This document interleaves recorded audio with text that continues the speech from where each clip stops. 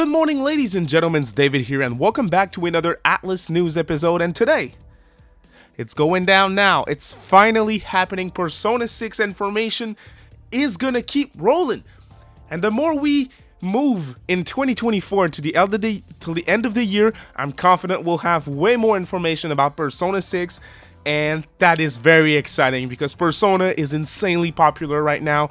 Persona 3 Reload broke records, and it's looking hot when it comes to Persona 6 and a multi-platform release. It's pretty much confirmed at this point, so we'll discuss that, but we'll also discuss a game, an important game that no one should sleep on, which is Unicorn Overlord by Atlus and Vanillaware. The game is a huge hit all around, and we'll discuss that as well. So if you're new to the channel, you'd like to stay up to date on all things Atlus news, you're at the right place. Make sure you subscribe and ring that notification bell, and a quick thumbs up is always a huge help. Now let's get right into it. And of course, most of you guys will be here for the Persona 6 info, I'm aware, so let's start with that. So first up, Persona 6. In early January, I made a video saying, hey, to me, what Sega said in an investors Q&A discussion for their fiscal year ending Q2 March of 2024 for this year, that is the fiscal year, they were asked a very interesting question by one of their investors, and I'm going to quote it here. So, quote, the investor asked, is there a chance that with its overseas popularity, the Persona series could sell 5 million copies in its first year? And Sega replied with, by increasing the number of platforms it is available on and the regions it is released in, we have been increasing the sales of Persona 5.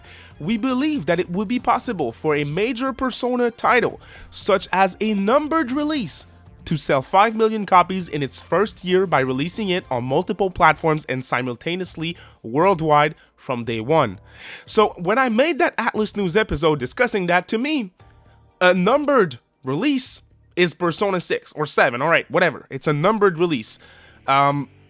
And when they say the way that we could sell 5 million in its first year would be to release it globally and on multiple platforms, it means it's going to be a multiple platform release for Persona 6.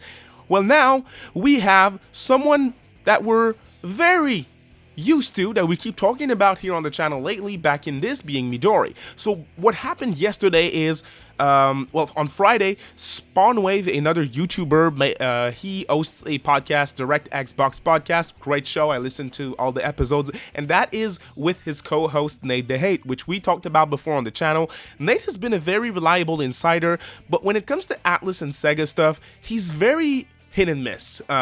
So for that reason, I decided not to report on what he said on Friday. And what he said is, it's very likely that Persona 6 will release day and date on Xbox alongside a PlayStation version. And he's very confident that it's going to happen on Xbox at least. And to me, that also means PC. Xbox is also PC at this point. Everything that comes to Xbox is also releasing on PC when it comes to Sega. So why am I reporting on this, you'll ask? Well, it's because Midori replied to this clip of Nate saying this information about Persona 6, and Midori is the leaker, if you guys don't know, that leaked everything. Let me just say that. She is leaking everything. She leaked SMT5 Vengeance, she leaked the expansion pass for Reload, she leaked Reload a while back, Tactica DLC, she even leaked a freaking mobile collaboration between Sonic the Hedgehog and Angry Birds. She knows what's going on at Sega and Atlus. It's clear and it's undeniable at this point. Still, it's a rumor, it's not confirmed. I'm gonna say it, but to me, what Midori says is pretty much a confirmation now, because she's always right. And what she said, as we can see here on a Twitter thread, Spawnwave says, Nate dropping random Persona 6 info during Direct Xbox. Tweeted that. Midori replied. And she said, it is correct information, and multiple platforms too. And then friend and big supporter of the channel, Nathan, asked, does that include the Nintendo Switch too? And then she replied, yes. So at this point, we know from Midori that Persona 3 Reload, Metaphor ReFantazio, and Persona 6 are gonna be Nintendo Switch 2 games. It feels insane to say, but to me, if it's coming out on Switch 2, everything else is getting it at this point. If you know Atlus, when they skip a platform, they skip Nintendo. So look at Reload. It's on all platforms but Nintendo. So to me, if she says it's going to release on multiple platforms, she said it's correct that it's going to release on PS5 and Xbox. She confirmed it's going to be on Switch 2.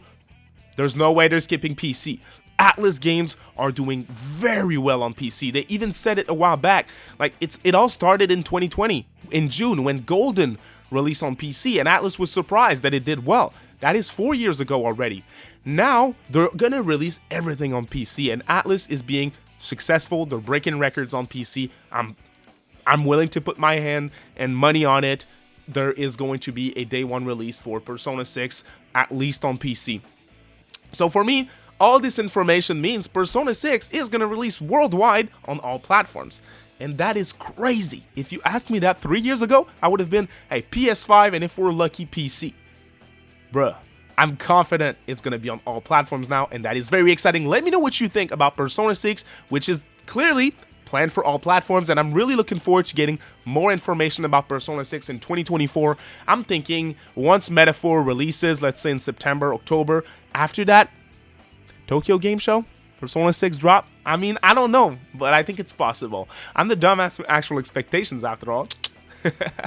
Now on to our next bit of news, and please don't leave because Unicorn Overlord is a fantastic Vanillaware game. I finally started it now that I'm done with Persona 3 Reload, and man, it's great. It's fantastic. It is like a throwback to Tactics Ogre. Great game by Vanillaware. Peak art style, peak music, peak characters, peak gameplay. I could keep going. It's really good. And I wanted to get information out there because Unicorn Overlord is doing amazing for Atlus at the moment.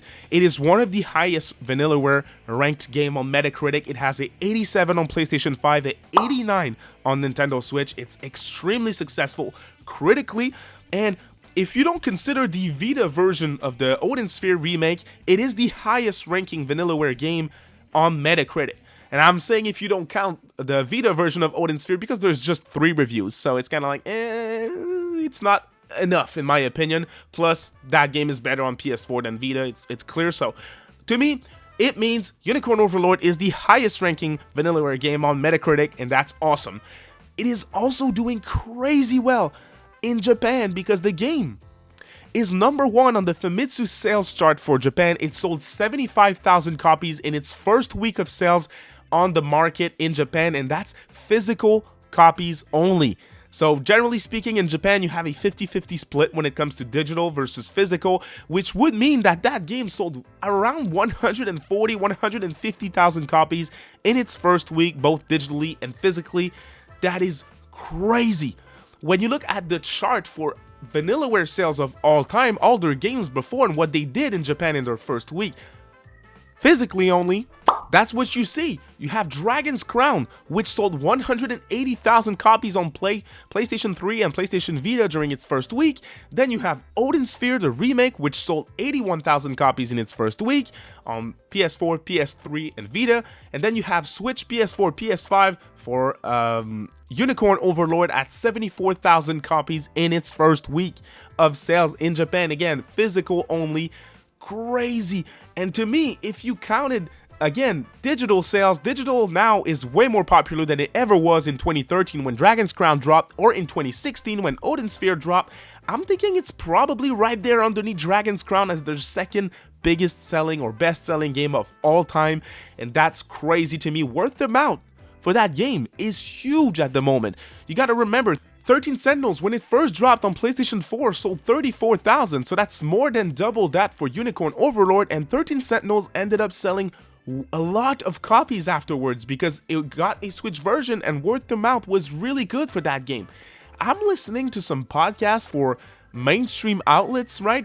Gaming outlets, and they're talking about Unicorn Overlord. They're like, oh my god, this is a sleeper hit. This is really good. And it never happens for these small games, and now it's happening. So I'm confident that Unicorn Overlord, once it's all said and done, is going to be a huge hit for Atlus. And I'll say it one last time, please give it a shot. It's really good, and it's something special. There's a really lengthy demo that you can play on Switch and PlayStation as well, so make sure you check that out.